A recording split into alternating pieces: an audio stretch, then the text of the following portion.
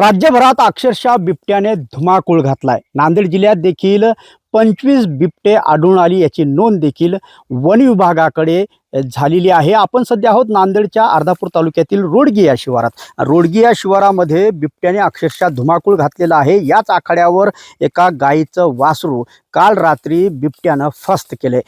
संपूर्ण शेतकरी जे आहेत ते अक्षरशः भयभीत झालेले आहेत। रोडगी, पांगरी, लिमगाव या शिवारात बिबट्या अक्षरशः धुमाकूळ घालताना दिसत आहे। रात्रीच्या ज्या आखाड्यावर जे शेतकरी आता येताना दिसत नाही आहेत, अक्षरशः भीतीचं वातावरण निर्माण झालं। आपल्यासोबत शेतकरी आहेत, त्यांच्याशी आपण बातचीत करूयात। काय सांगाल, कशा पद्धतीने बिबट्या या ठिकाणी वावरतोय आणि काय सध्या या ठिकाणी परिस्थिती आहे, कसं भीतीचं वातावरण आहे? त्या बिबट्याच्या दहशतीमुळे खूप शेतकरी वर्ग परेशान आहे आणि पहिली गोष्ट म्हणजे शेतात आधीच पहिलंच रोजगार कोणी भेटणार, त्यातल्या त्यात हे भीतीचं वातावरण झाले, त्याच्यामुळे खूप मोठं नुकसान होत आहे।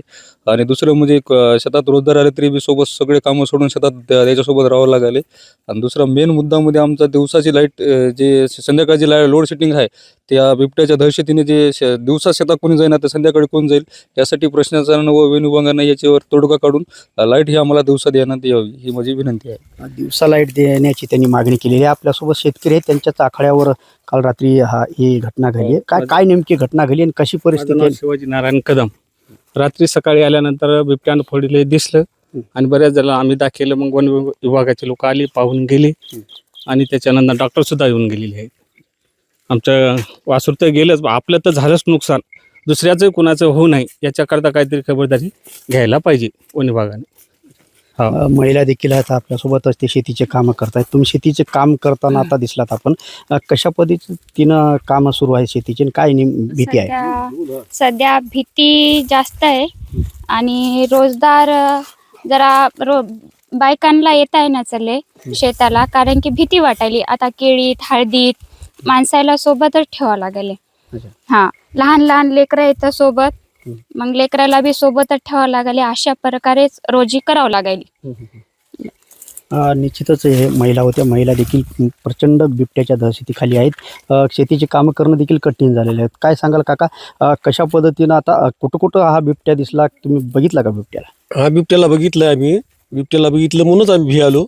रात्रीच्या राहिलो आम्ही आखाड्यावर राहून बी भेव वाटाले, कवाड लावून झोपावं लागाले, ढोरं मधात बांधावं लागायला। तर आता प्रश्न असा आहे की समजा कसं आहे, आता ढोरायला आता सोडाव तर खाते, म्हणून आम्ही ढोरं मधात बांधाल्या, मधात बांधून कस्तरी बसवाल्या। समजा आमच्या आखाडी आता नदीच्या कडं राहतं, मग त्या इथलं तिथलं खालं, मग आता किती खाऊ लागल्यानं आता करावं काय, शेतकऱ्यानं करावं काय हे सांगा की मला तुम्ही। आता तुम्हाला सांगतो मी, काहीतरी वन विभागानं त्याला धरून न्यावं, काहीतरी करावं। हां, तुम्ही देखील काय सांगाल, या बाजूला तुमचा आखाडा आहे, बिबट्या बघितला का, काय परिस्थिती इथली?